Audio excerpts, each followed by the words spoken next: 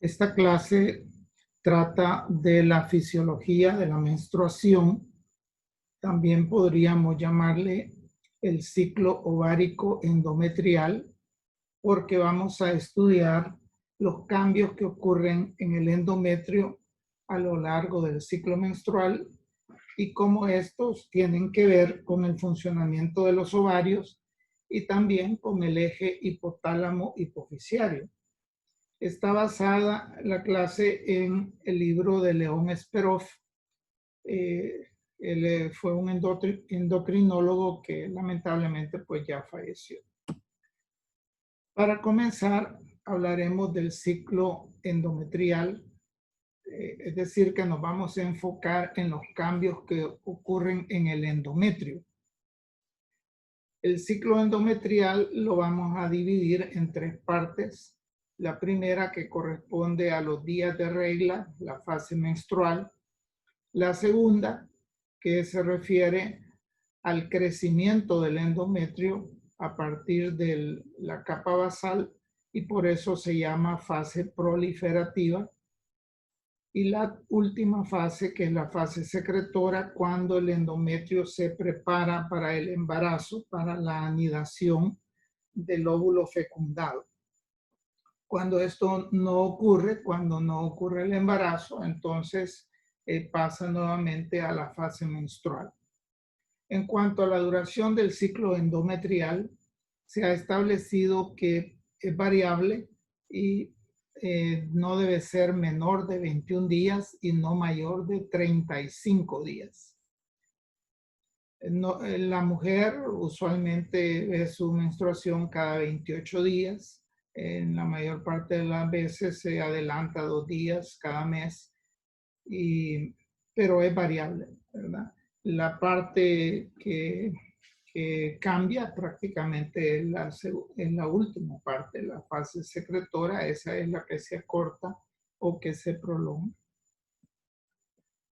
Durante toda la clase vamos a estar revisando esta diapositiva. En este caso tenemos 2 ciclos menstruales que los hemos puesto juntos con el objeto de que ustedes vean la continuidad de los cambios que ocurren y también revisen cómo la situación del ciclo anterior influye en el ciclo que continúa. Sobre todo lo que se refiere a los niveles de estrógeno y de progesterona, que al final de cada ciclo caen y eso estimula el siguiente ciclo para que se empiece a producir la hormona folículo estimulante. Pues como ven, en la parte de abajo tenemos los cambios que ocurren en el endometrio. En el siguiente nivel, los cambios que ocurren en el ovario con el desarrollo del folículo dominante, la ovulación, la formación del cuerpo lúteo. Como en esta diapositiva tenemos 2 ciclos, nuevamente vemos folículo en crecimiento, folículo dominante, otra vez ovulación, etc.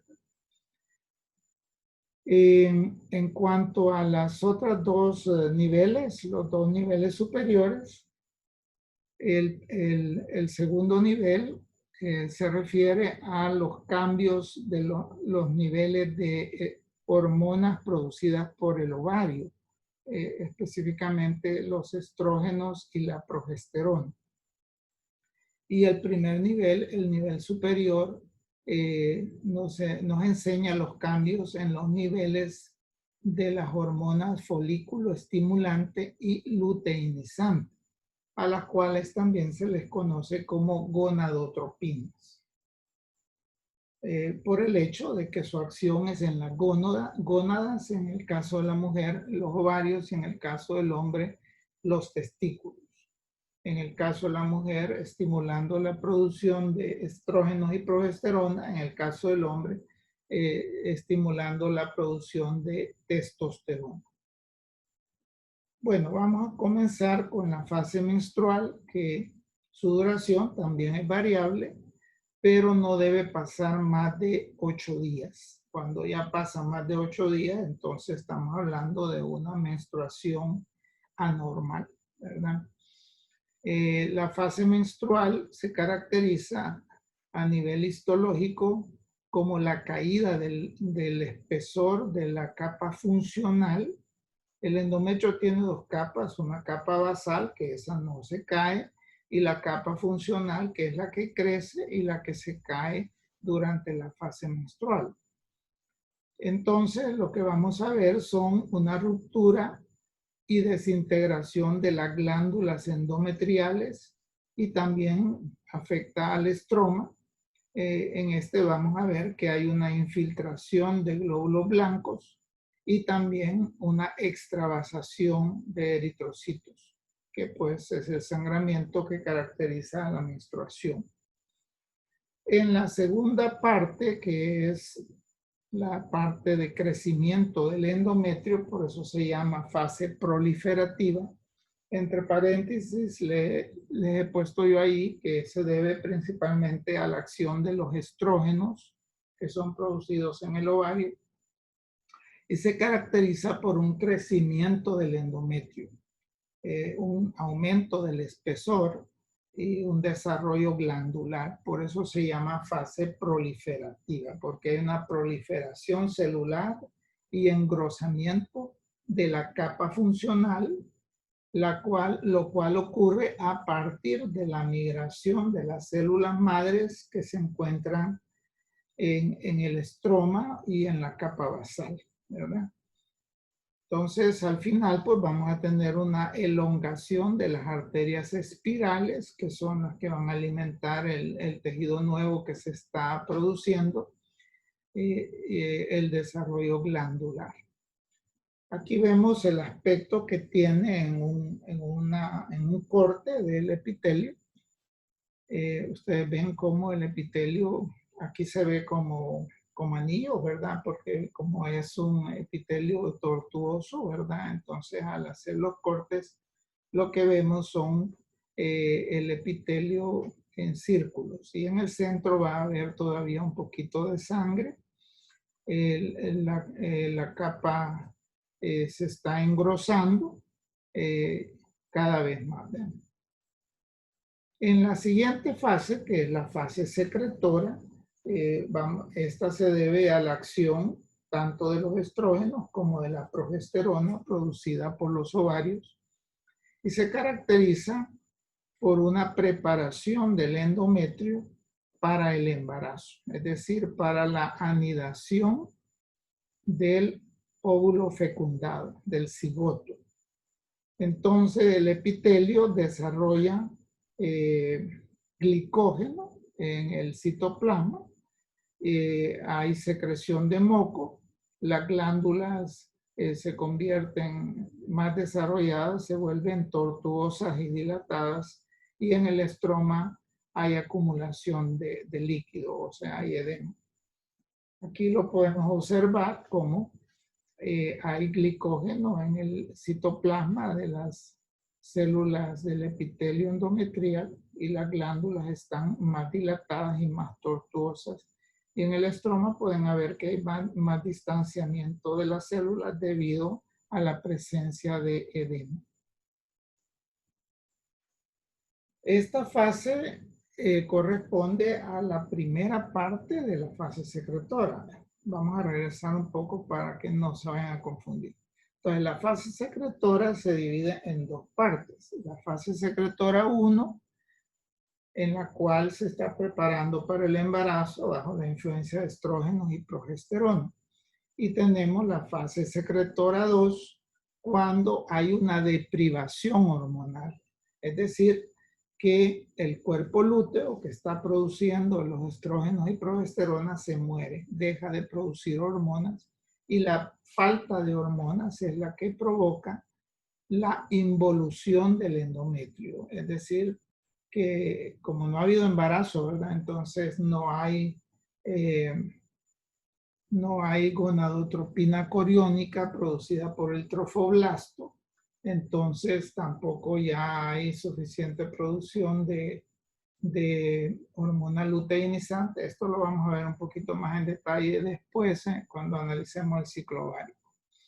Entonces, a nivel endometrial, en esta fase secretora, por la falta de hormonas de estrógeno y progesterona, hay una involución. Entonces, las arterias espirales se empiezan a poner irregulares, ¿verdad? Se contorsionan y a partir del día 23 del ciclo, entonces empieza la isquemia que termina con la fase menstrual, ¿verdad? Cuando ya hay un rompimiento de la estructura, de la arquitectura completa del endometrio y hay una caída del endometrio. Aquí vemos la gran diferencia en las glándulas que están ya bastante dilatadas, se habían dilatado antes, ¿no? Pero ahorita ya están completamente irregulares y incluso empezamos a ver un poquito de sangre por ahí. Bueno, vamos a dejar la explicación de los cambios en el endometrio para entender cómo es que se produce todo este fenómeno. Vamos a analizar el nivel superior, qué es lo que está pasando en el cerebro, qué está pasando a nivel de la glándula hipófisis, que es como aquel, como dijéramos, quien maneja, ¿verdad?, la producción de hormonas en el ovario. La glándula hipófisis está conectada a través de un sistema venoso que se le llama un sistema porta con el hipotálamo, con el tercer ventrículo. Es en el hipotálamo donde se producen unas sustancias que en inglés tienen las siglas GnRH, ¿verdad? Traducido al español sería hormonas liberadoras de gonadotropinas, ¿verdad? O sea, liberadoras de hormonas producidas por la glándula hipófisis. La glándula hipófisis tiene dos partes, la hipófisis anterior y la hipófisis posterior. La que nos interesa para esta clase es la hipófisis anterior.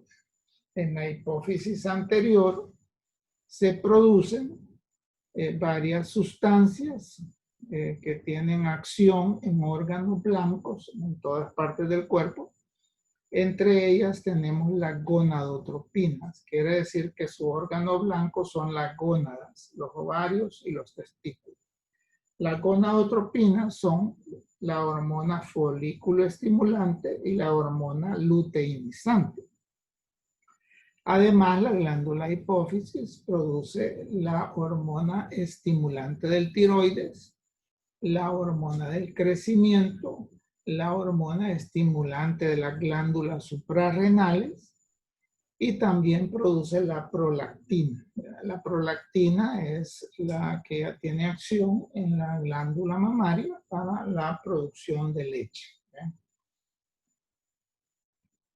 Aquí tenemos un poquito más esquematizado la relación que hay entre el hipotálamo y la glándula hipófisis anterior.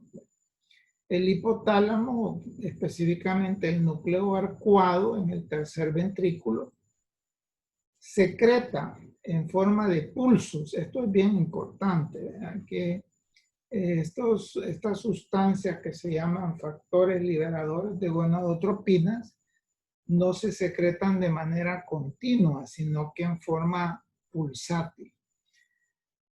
Esta secreción pulsátil es la que estimula a la hipófisis anterior o adenohipófisis para que libere a la sangre las hormonas luteinizante y folículo estimulante. Si esta secreción de factores liberadores de gonadotropina no es pulsátil, sino que es continuo, ocurre el efecto contrario.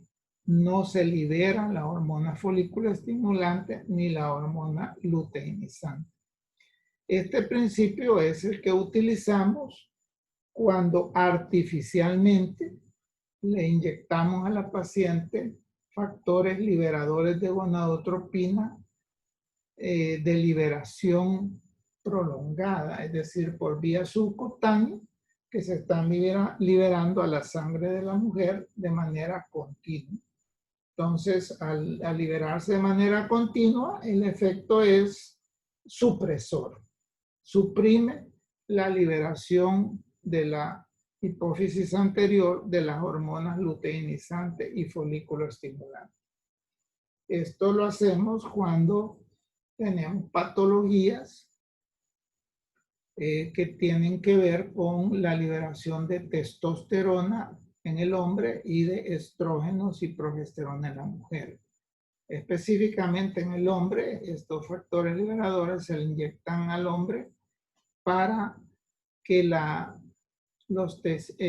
no haya producción de testosterona en los testículos. Entonces la producción de testosterona se elimina, ¿verdad? La otra manera es cortarle los testículos, o sea, una castración física, ¿verdad?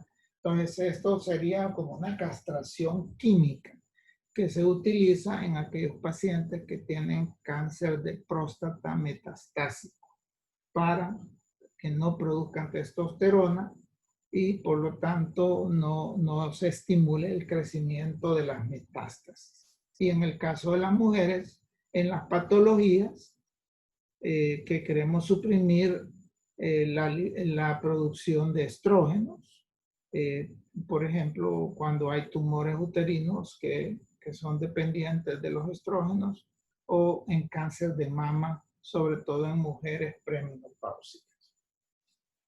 Bueno, la hipófisis, la otra parte, la hipófisis posterior, se le conoce como neurohipófisis. Esta también produce sustancias que son la oxitocina y la hormona estimulante de los melanocitos. Esta parte de la hipófisis para esta clase no nos interesa. La oxitocina, por supuesto que es importante en obstetricia como por su acción en el útero, produciendo las contracciones uterinas. Bien, las hormonas producidas por la hipófisis anterior, que ya mencionamos, la gonadotropina, GFSH, LH, la hormona tirotropina, que es la que estimula la producción de hormonas en la tiroides, y la hormona adrenocorticotropa, ¿verdad?, que hace acción en las glándulas suprarrenales. Todas estas hormonas tienen una estructura química parecida, ¿verdad? Es decir, tienen dos cadenas, una cadena alfa y una cadena beta. La cadena alfa es igual en todas ellas. La que las diferencia una de otra es la subunidad beta, ¿verdad? Y debido a este parecido es que se explica cómo influyen los niveles de estas sustancias en sangre en la liberación de otras sustancias que tienen la misma cadena alfa. Por ejemplo, en el caso de las enfermedades del tiroides, cuando hay un hipertiroidismo, entonces eso provoca que se suprima la liberación de gonadotropina, de FSH y LH, lo cual provoca un trastorno en la mujer y problemas menstruales, ¿verdad? O sea, la regla se vuelve anormal. Y la causa, pues, es las enfermedades del tiroides. Además de estas hormonas producidas por la hipófisis anterior, hay otra sustancia que es producida por el trofoblasto en el embarazo, por la placenta, cuando ya la estructura ya está desarrollada, que ustedes la conocen, que es la gonadotropina coriónica humana. Esta sustancia producida por la placenta tiene una estructura química muy similar a las hormonas producidas por la hipófisis anterior. Es decir, que la subunidad alfa es igualita. Y esto explica cómo la hormona gonadotropina coriónica sustituye a la hormona luteinizante y permite que el endometrio no se caiga durante el embarazo, ¿verdad?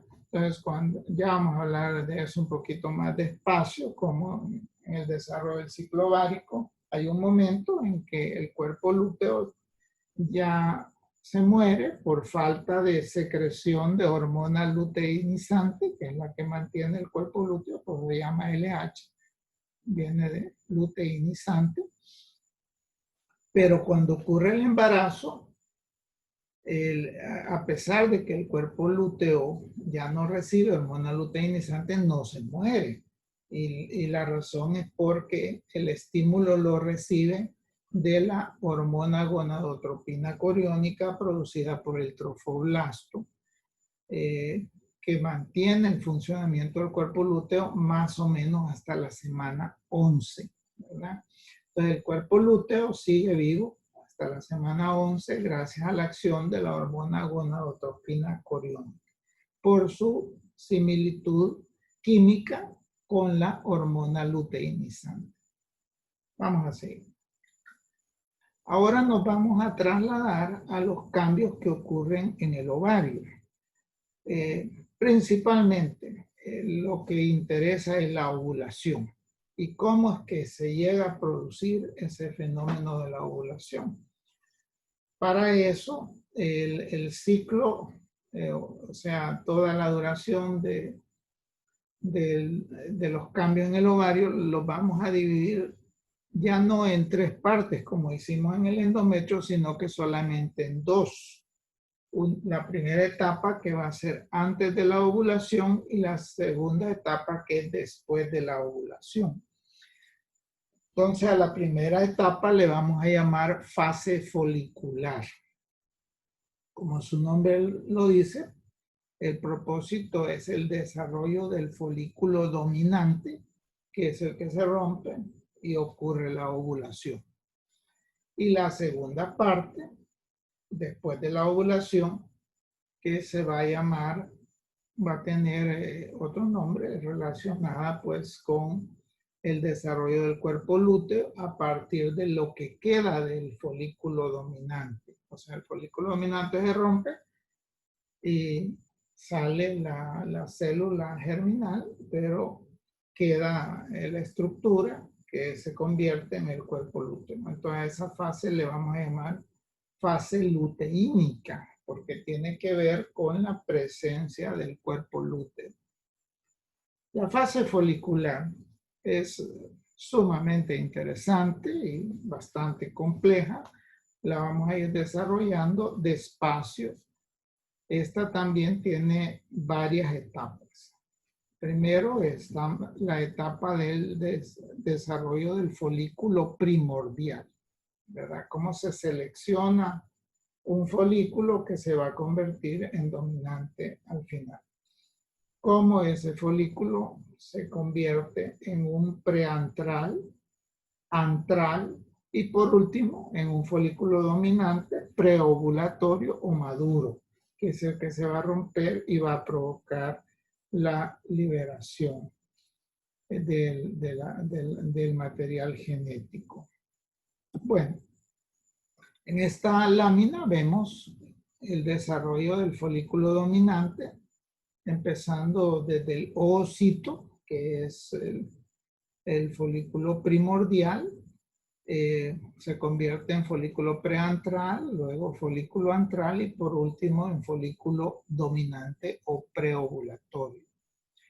En la primera etapa, el folículo primordial va a tener un ovocito, que es la célula germinal, ¿verdad? La célula que lleva el material genético y va a estar rodeado solamente de una capa de células que se conoce como capa de células de la granulosa, ¿verdad? Células de la granulosa, solo una capa. En el folículo preantral aparece otra capa que es interna, que se llama células de la teca, ¿verdad? Entonces ya tenemos células de la teca y células de la granulosa. Luego ya en el folículo antral aparece una cavidad adentro del ovocito, ¿verdad? Rodeando el ovocito, que por eso se llama antral, porque es un antro. Y vamos a distinguir dónde está el material genético, que es el cúmulus oophorus, ¿verdad? Donde está el ovocito. Y tiene el antro que está lleno de líquido y luego va a estar rodeado de dos capas que son la teca y la granulosa, ¿verdad? La teca interna y la granulosa que es externa. Y por último tenemos el folículo dominante ya desarrollado con las dos capas bien desarrolladas. Bien. Vamos a hablar de la primera fase que es la del folículo primordial. Decíamos que tiene solamente una capa de células que lo rodea, que es la granulosa, y se trata de una célula, un ovocito, que se ha bloqueado, digamos, no ha terminado la división celular. Recuerdan que los dos tipos de división celular son la mitosis y la meiosis, ¿eh? La mitosis es cuando una célula da origen a dos células idénticas con la misma cantidad de material genético. La meiosis es cuando las células hijas tienen la mitad del material genético de la célula madre. Y eso es lo que está ocurriendo acá, ¿no? El ovocito está estacionado, se ha interrumpido, no ha terminado la meiosis y se ha quedado estancado, digamos, en el estadio de diploteno de la fase promeiótica, para ser más claro. Ahora, estos folículos que contienen los ovocitos son grandes cantidades, ¿verdad? Y continuamente están creciendo y desarrollándose. Desde la infancia hasta incluso después de la menopausia todavía quieren algunos de ellos desarrollarse. Pero a lo largo del tiempo se van muriendo. Entonces el número de folículos que tiene una niña pues es menos que la que tiene una mujer en la edad de la menopausia. Sin embargo, son cantidades bastante grandes. Ahora, de todos los folículos, ¿por qué algunos empiezan a querer desarrollarse y otros se quedan inactivos? Todavía esas son cosas que son un misterio. La ciencia no ha logrado identificar, ¿verdad? Cuáles son los que empiezan su desarrollo y cuáles son y por qué otros se quedan inactivos. Pero lo que sí sabemos es que si ha ocurrido un ciclo normal anterior, eso favorece a que haya un ciclo normal que lo continúe.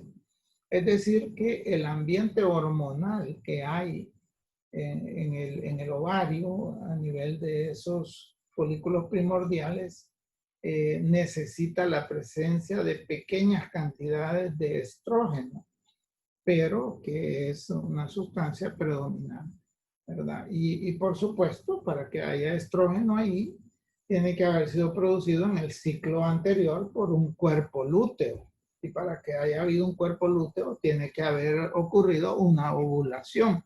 Es decir, que el ciclo actual depende de que haya habido un ciclo anterior normal, ¿verdad? Para que el ambiente estrogénico sea el que prevalezca, ¿no? Eso es a nivel tisular en el ovario, pero los niveles en sangre son otra cosa. Al final del ciclo anterior, los niveles de estrógeno han caído en sangre porque el cuerpo lúteo dejó de producir el estrógeno. Y si no ocurrió embarazo, pues el trofoblasto tampoco tiene capacidad de producir estrógeno, ¿verdad? Porque no hay trofoblasto. Entonces, el evento hormonal que acompaña el inicio del ciclo ovárico es la secreción de hormona folículo estimulante por la glándula adenohipófisis. Y esta secreción es estimulada por los niveles bajos de estradiol en sangre al final del ciclo anterior. O sea que ese evento hormonal depende de que los niveles en sangre estén bien bajos, ¿ya? ¿Qué es lo que pasa cuando se le da anticonceptivos a la mujer? ¿Verdad? Los niveles de estrógeno no caen demasiado, se mantienen niveles un poquito altos, lo cual hace que no se estimule la secreción de FSH, ¿verdad? Entonces, así es como actúan los anticonceptivos, ¿verdad? Manteniendo niveles de estrógeno altos que inhiben ese estímulo de secreción de FSH que da origen a todos los eventos que vamos a ver a continuación, ¿verdad? Bueno, aquí tenemos otra vez los dos ciclos, si ustedes ven en la parte de en medio como los niveles de estrógeno en la línea gris han caído. Y eso es debido pues a que el cuerpo lúteo se murió, ¿verdad? Entonces, al morirse el cuerpo lúteo, los niveles de estrógeno han caído. Eso es lo que estimula que la glándula hipófisis anterior empiece a secretar cantidades más grandes de hormona folículo estimulante. Hasta ahora no hemos hablado de la otra hormona, solo la folículo estimulante. Luego está, por eso se llama folículo estimulante, porque estimula al folículo a que se desarrolle y que pase de folículo primordial a folículo preantral y luego antral y dominante, ¿no? Entonces la hormona folículo estimulante elevada estimula en el ovario, en la capa granulosa del folículo, que se empiece a producir estrógenos a partir de andrógenos, o sea que el sustrato que utiliza la capa granulosa para producir estrógenos son los andrógenos. Ahora, ¿de dónde vienen esos andrógenos? Porque en algún lugar se tienen que producir. Estos andrógenos se producen en la glándula suprarrenal, ¿verdad? Originalmente, de ahí viene, ¿no? Entonces, la hormona folículo estimulante estimula la producción cada vez de mayor cantidad de estrógenos en la capa granulosa, los cuales a su vez aumentan los receptores del folículo a la hormona folículo estimulante, ¿verdad? Entonces se convierte esto pues en un círculo, ¿verdad? Que a más estrógenos, más receptores, más estrógenos. Entonces se va creciendo cada vez más la cantidad de estrógenos que se están produciendo. O sea, así es como llegamos al folículo antral, ¿verdad? El folículo se está desarrollando por la acción de la hormona folículo estimulante. A partir del día 7, el folículo aumenta la cantidad de estrógenos que produce, ¿verdad? Y ya se seleccionó cuál de todos los folículos que se empezaron a desarrollar va a ser el que va a dominar, el que va a crecer, y los demás se van a ir degradando hasta que se mueren, ¿verdad? Entonces ese folículo dominante produce estradiol en grandes cantidades y en forma constante y hacen una retroalimentación negativa allá arriba, ¿verdad? En el hipotálamo y en la glándula hipófisis para que se disminuya la producción de hormona folículo estimulante a medida porque los niveles de estrógeno van subiendo, ¿verdad? Cuando suben, ¿no? Ahora, el estradiol producido por la granulosa tiene un doble efecto, ¿verdad? O sea, que tiene un efecto de retroalimentación negativa, suprimiendo la secreción de FSH, pero tiene un efecto de retroalimentación positiva en el sentido de que la glándula hipófisis aumente la producción de LH. es decir, de hormona luteinizante, ¿no? Esta hormona luteinizante entonces empieza a aumentar su producción, ¿verdad? Y empieza en el folículo a estimular la producción local de andrógenos. Recuerdan que los andrógenos venían de la glándula suprarrenal. Ya con la LH, los andrógenos se empiezan a producir directamente en el ovario. La hormona folículo estimulante hace pues, que la granulosa utilice los andrógenos locales para producir estrógenos, ya a nivel local. Estos niveles altos de estrógenos también facilitan que la FSH provoque que se aumenten los receptores en el folículo a la LH. O sea que es una cadena, ¿verdad? Los estrógenos aumentan los receptores de FSH y la FSH aumenta los receptores ALH. Los estrógenos de esta manera modulan la acción tanto de la FSH y la LH y aumentan la acción de la LH a mitad del ciclo, ¿verdad? Cuando ya entramos aquí estamos viendo ya solamente un ciclo, como los niveles de estrógeno van para arriba y se empieza a secretar la hormona LH, que la tenemos ahí de azul, ¿verdad?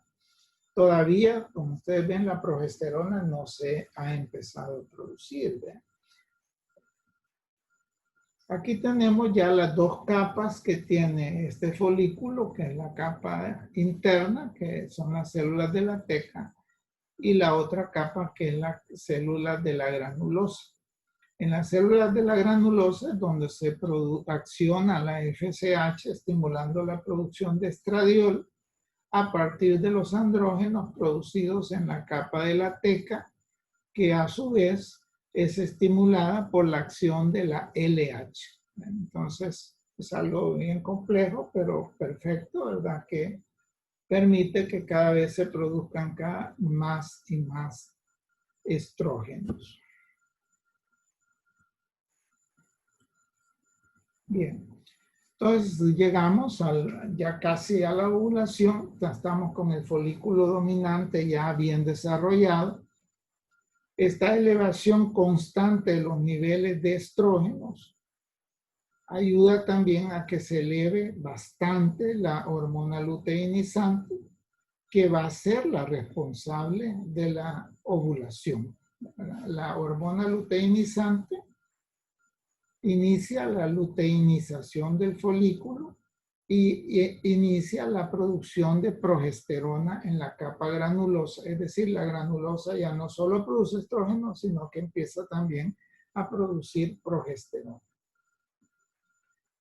Y a la mitad del ciclo hay una elevación en la secreción tanto de LH como de FSH, la cual se cree que es debido a la acción de la producción de progesterona y de los niveles altos de estrógenos. Entonces eso como que es lo que provoca que la hormona de hipófisis secrete grandes cantidades de FSH y también de LH. Los andrógenos en el ovario también aumentan, como se están produciendo ahí localmente, ¿verdad? Aumenta su concentración y eso hace que algunas mujeres pues presenten rasgos masculinizantes, ¿verdad? En esta época, presencia de barro, espinillas, etc. Aquí tenemos nuevamente la imagen donde ha habido un pico en la producción de LH-FSH a medio ciclo debido a la acción de la producción de estradiol en grandes cantidades y de progesterona en cantidades pequeñas, pero que también participan. Y finalmente, pues ocurre la ruptura del folículo. Esto ocurre por varias acciones, acciones de la LH, de la progesterona y de la FSH. Las tres participan en la ruptura del folículo. La LH provoca que termine la meiosis que había quedado estancada, ¿verdad? Y la división reductora del material genético se completa y empieza también a producir más progesterona y prostaglandina. La progesterona ayuda a la digestión y ruptura de la pared del folículo, ¿verdad? Y la FSH también ayuda a que se libere, ¿no? Y también ya habíamos dicho que aumenta los receptores de LH para que sean en grandes cantidades de manera adecuada para que ocurra una fase luteínica normal, ¿verdad? Entonces todo está encadenado, ¿verdad? La fase luteínica es lo que ocurre en el ovario después de la ovulación. El cuerpo lúteo, que es la estructura que queda cuando se rompe el folículo, para que sea bueno, para que funcione bien, depende de una fase folicular previa óptima y también depende del estímulo, que es la liberación de manera tónica, o sea, en cantidades constantes, de la hormona luteinizante. Entonces, la progesterona también tiene acción a nivel central y a nivel del ovario, ¿no? Y una de sus funciones es suprimir el crecimiento de más folículos.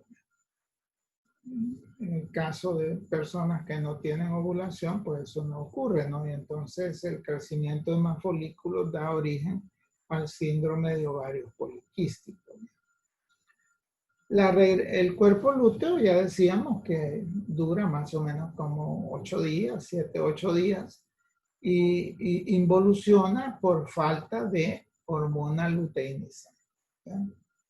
Y parece ser que el mismo cuerpo lúteo facilita su propia destrucción, con la producción de estrógenos y prostaglandinas que favorecen también que desaparezcan.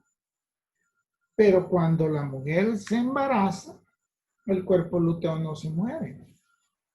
Aunque ya no se produzca hormona luteinizante en la glándula adenohipófisis, el trofoblasto ya en el endometrio está produciendo gonadotropina coriónica humana, que, como decíamos al principio, tiene una estructura similar a la LH en su cadena alfa y toma su lugar estimulando el funcionamiento del cuerpo lúteo para que él produzca cantidades adecuadas de estradiol y de progesterona que permiten que el endometrio no se caiga y que no se pierda el embarazo. Ahora, si por alguna razón a esta mujer le quitan el ovario donde está el cuerpo lúteo, se cae el embarazo. Porque antes de la semana 11, el trofoblasto todavía no produce suficiente estradiol y progesterona para sostener el endometrio. Entonces, eso es algo bien importante recordar. Cuando una paciente tiene un tumor de ovario, por ejemplo, no hay que operarla, no hay que quitarle ese ovario hasta que haya pasado la semana 11, aunque tenga cáncer, ¿verdad? Entonces, porque ahí puede estar el cuerpo lúteo que está sosteniendo el embarazo.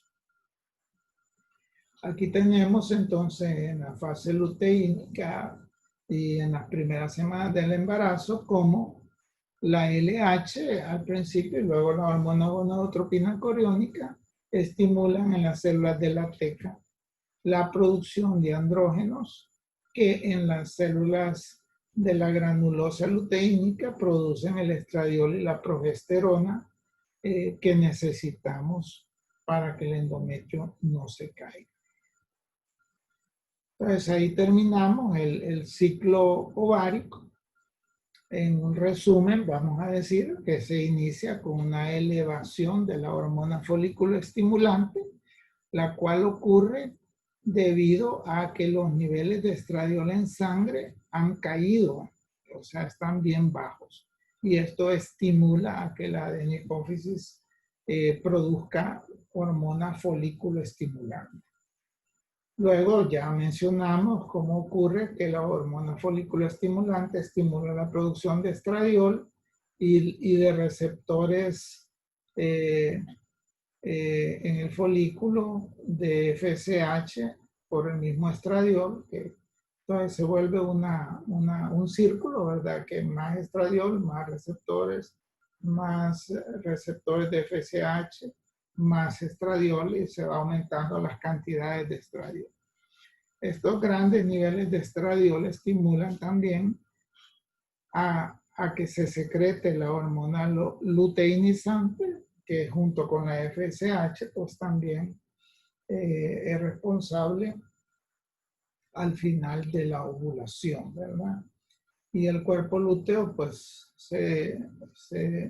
su vida termina por falta de hormona luteinizante y por su propia acción del estradiol y las prostaglandinas. Bueno, entonces la coordinación de todo este complejo sistema se puede explicar conociendo el papel de los estrógenos a lo largo del ciclo. Los estrógenos, como vimos, no se secretan, no se producen si no hay acción de la hormona gonadotropina, específicamente la hormona folículo estimulante. Pero al mismo tiempo los estrógenos se convierten en quien manejan todo esto, ¿no? Porque la acción de los estrógenos provoca que se siga produciendo hormona luteinizante y también aumenta los receptores de folículo estimulante, en fin, ¿verdad? Como que maneja el desarrollo del folículo dominante que termina en la ovulación, ¿verdad? Entonces transmite mensajes de retroalimentación a nivel superior en el hipotálamo y en la glándula adenohipófisis. Y también a nivel local aumenta los receptores para hormona folículo estimulante. Y la folículo estimulante aumenta los receptores de luteinizante. Entonces todo está encadenado, ¿no? Entonces cualquier evento que suprima esa producción de estrógenos o que altere los niveles de estrógeno en sangre también interfiere con el ciclo ovárico. En la pubertad, las células germinales que habían desde el nacimiento ya se redujeron hasta 300.000 más o menos, y durante toda la edad reproductiva de la paciente se van a reducir, ¿verdad? Pero aún después de la menopausia todavía hay algunas cantidades, ¿verdad? Y estos folículos generalmente cuando la mujer llega a la menopausia, en lugar de producir estradiol, producen andrógenos, ¿no? Y eso hace que la mujer tenga algunas características sexuales secundarias masculinas debido a la producción de testosterona en lugar de estrógeno, como el bigote, la voz ronca, ¿verdad? Etcétera. Entonces, ¿qué pasa durante la menopausia? Bueno, para empezar, menopausia le llamamos a la última regla. No es el periodo, sino que es la última regla. El periodo antes de la menopausia y un poco después de la menopausia le llamamos climaterio. Entonces, climaterio sí es un periodo. Entonces, en el climaterio, antes de la menopausia, lo que ocurre es que los ciclos se acortan. Es decir, porque disminuye la cantidad de días entre un ciclo y otro y se vuelven irregulares. Eso es lo que ocurre, ¿verdad? Y el sangramiento vaginal ocurre ya sea al final de una fase lútea inadecuada o después de un pico de estradiol sin ovulación, ¿verdad? Y sin formación de cuerpo lúteo, pero siempre hay caída del endometrio. Eso es lo normal. Si una mujer, al contrario, lo que presenta son ciclos largos, o sea, o sangramientos excesivos, ¿verdad?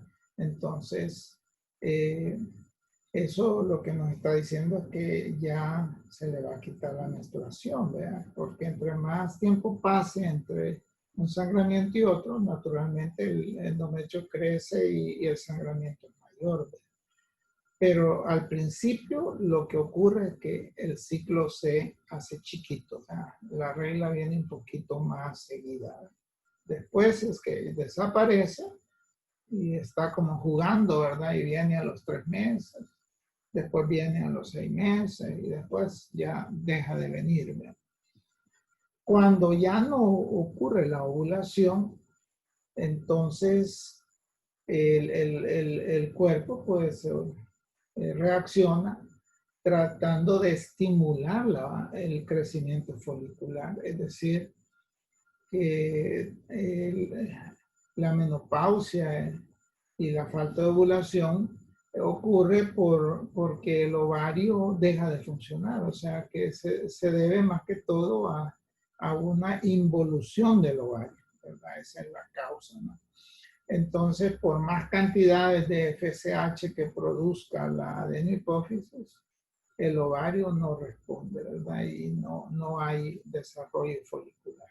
Y por eso, para saber, pues, en el caso, por ejemplo, de una mujer que ya se le ha quitado el útero y no podemos ver si ya llegó a la menopausia, mandamos los niveles de FSH y LH en sangre y si están elevadísimos, quiere decir porque esa mujer ya, sus ovarios ya no funcionan. ¿Ven?